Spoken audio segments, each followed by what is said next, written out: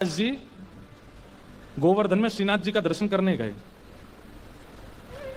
एक तो अल्हड़ भेष में रहते थे, ऊपर से इनके किसी कारण से इनको मंदिर में नहीं घुसने दिया, और जैसे ये मंदिर में घुसने लगे तो लोगों ने इनको धक्का दे दिया।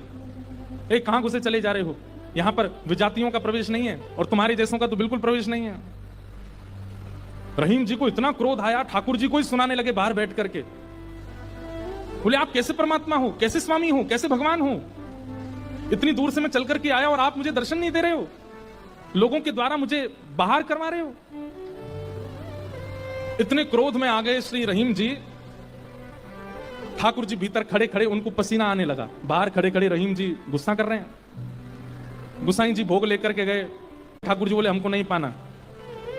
ठाकुर जी कुछ और बना के ले आऊं, ठाकुर जी बोले हमको वो भी नहीं पाना। गुसाई जी को लगा ठाकुर जी बहुत नाराज हैं, 56 भोग बनाओ। 56 भोग लेकर के गए, ठाकुर जी बोले बिल्कुल नहीं पाना, हमारा मन नहीं है। स्पष्ट ठाकुर जी बता भी नहीं रहे कि बात क्या है, लेकिन जो जो गुसाई जी प्रस्तुत कर रहे हैं सबके लिए मना करते जा रहे हैं, मुझे नहीं पाना। अंत में गुसाई जी ने कहा, बोले जय जय, कोई अपराध बना हमसे? ठाकुर जी मुंह फुला के बैठे हैं, कुछ नहीं बोले। बोले मैं क्यों बताऊं? गुसाई जी समझ गए, बोले कि ओहो कोई अपराध ही बना है। तुरंत सबको बुलाया, बोले भैया आज किसी का अपमान किया, किसी का अपराध किया, कुछ हुआ था क्या दिन भर में? तब द्वारपालों ने बताया, बोले महाराज आज एक आया था, वो विजातीय था, उसके वस्त्र भी अच्छे नहीं थे, वो देखने में भी अजीब सा लगा, हमको लगा मंदिर में जाके उपद्रव करेगा, इसलिए हमने घुसने नहीं दिया, हमने उसको निकाल दिया। गुसाई जी समझ गए, बोले ओहो उसी के लिए ठाकुर जी ऐसे हो रहे हैं। वो निश्चित ही ठाकुर जी का कोई परम भक्त है और उसको ठाकुर जी का दर्शन करने नहीं आया था, ठाकुर जी ने उसको देखने के लिए बुलाया था, ठाकुर जी देखना चाहते थे और तुमने उसको यहां से बाहर कर दिया। अब एक काम करो, बोले क्या? सुंदर प्रसाद बनाओ, प्रसाद बना करके सिद्ध करके, वो यहीं कहीं बैठे होंगे, ज्यादा दूर गए नहीं होंगे, उनको लेके आओ। मंदिर में प्रसाद सिद्ध हो रहा था रहीम जी को प्रसन्न करने के लिए, लेकिन ठाकुर जी इतने व्याकुल हो गए, बोले अभी तो चूल्हा जलाएंगे, कढ़ाई धरेंगे, तब कुछ बनाएंगे, तब तक रहीम जी वृंदावन पहुंच जाएंगे। इतने में ठाकुर जी ने क्या किया, ठाकुर जी के सामने जो सोने की थाल में प्रसाद रखा था, ठाकुर जी ने वो थाल उठाया बड़ा सा और अपने कंधे पर रखा, खुद ही चले गए, स्वयं ही चले गए। यहां रहीम जी गोविंद कुंड पर बैठे थे, खूब गुस्सा हो रहे थे, ठाकुर जी को भली बुरी सुना रहे थे। लेकिन जैसे ही देखा गिरिराज पर्वत से उतरते हुए श्याम सुंदर आ रहे हैं, और झांकी कैसी है, कटिकाचनी पहनी है, मोरपिच पहना है, जो स्वरूप ठाकुर जी का ऐसा रहता है, हाथ में वंशी लेकर के, और ठाकुर जी यहाँ कंधे पर विशाल थाल लेकर के ऐसे उसको संभालते हुए ठाकुर जी आ रहे हैं। आहा, रहीम जी के लिए रहीम दास जी ने उसी समय ठाकुर जी की छवि का वर्णन किया, बहुत सुंदर। क्या वर्णन करते हैं, कैसे लग रहे हैं श्याम सुंदर? आहा, काचे काचनी कलित मुरली कर, पीत पिछोरी साल की, बंक तिलक के सर को कीन्हो, दुति मानो विदुबाल की, ओ छवि आवन मोहन लाल की, छवि आवन मोहन लाल की, छवि आवन मोहन लाल की, छवि आवन मोहन लाल की। हाँ काछे काछ निकलित मुरली कर, पीत पिछोरी साल की, बंक तिलक के सर को कीन्हो, दुति मानो विदुबाल की, हो छवि आवन मोहन। अरे मोह कोई वेद ध्वनि ब्रज में सुनावे तो मेरे कान इतने रीझे ना आए, लेकिन कोई प्रेम आसक्त है करके मुंह को घोरी घोरी गारी सुनावे, सो मैं तो के सामने प्रकट रह जाऊं।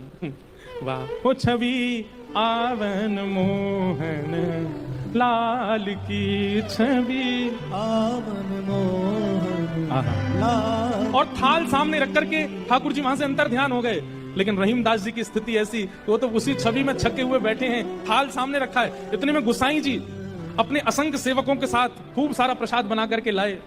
रहीम जी के पास जैसे ही पहुंचे तो देखें यहाँ तो पहले से ही थाल रखी, और ये वो थाल है जो श्री जी बाबा की है, श्रीनाथ जी की है। नेत्र बंद हैं। गुसाई जी बोले रहीम जी ये थाल आपके पास आई कैसे? आहा, बिसरत नाही सखी मोमन सो, चितवन बैन विशाल की। बैन मतलब, बैन कहीं कहीं ये अधर का जो अंतिम छोड़ होता है इसको बैन कहते हैं। ठाकुर जी के ये कैसे बोले, इतने मधुर हैं कि जब ये ठाकुर जी मुस्काते हैं ना, तो वो जो अंतिम छोड़ है वो इतना प्रिय लगता है ठाकुर जी के मुखमंडल का कि वो मेरे नेत्रों से जा नहीं रहा है। विसरत नाही सखी मोमन सो चितवन बैन विशाल की, नीकी हसन अधर सधरन छवि, छवि सुमन गुलाब की, ओ छवि आवन मोहन लाल की, छवि आवन लाल की। और जल सो डार दियो पुत्रिन पे डोलन मुक्ता माल की, जल सो डार दियो पुत्रिन पे डोलन मुक्ता माल। आप मोल बिन मोलन डोले, बोलन मदन गोपाल की, आप मोल बिन मोलन डोलन, बोलन मदन गोपाल की, हे छवि आवन मोहन लाल की, छवि आवन मोहन लाल की। आप मोल बिन मोलन डोलन, बोलन मदन गोपाल की। इतने मूल्यवान श्री ठाकुर जी यहाँ पर बिन मोल की तरह डोल रहे थे, बोल रहे थे, चल रहे थे, बैठे थे। गुसाई जी को बता रहे हैं रहीम जी, इतने मूल्यवान ठाकुर जी यहाँ पर बोल रहे थे, डोल रहे। देखो वो चरण चिन्ह दिख रहे हैं, यहाँ देखो, यहाँ से चंदन की सुगंधी आ रही, यहाँ बैठ गए थे आके और ऐसे मधुर स्वर बोल रहे थे कि अब मैं किसी और को सुनना नहीं चाहता उनके आगे। अरे यह स्वरूप निरखे सोई जाने, अरे जिसने वो स्वरूप देखा होगा, यह स्वरूप निरखे सोई जाने, यही रहीम के हाल की, यह स्वरूप निरखे सोई जाने, याही रहीम के हाल की, ओ छवि आवन मोहन लाल की, छवि आवन मोहन लाल की। वहां रहीम जी के नेत्र सजल हैं और यहाँ गुसाई जी के सुनते सुनते नेत्र सजल हो गए। वाह ठाकुर जी, आपकी लीला। यहां हम इतनी सामग्री सिद्ध कर रहे थे रसोई में, लेकिन आपसे इतनी प्रतीक्षा भी नहीं हुई, आप अपनी थाल लेकर के आ गए और ऐसी लीला करके गए रहीम दास जी के पास आकर के।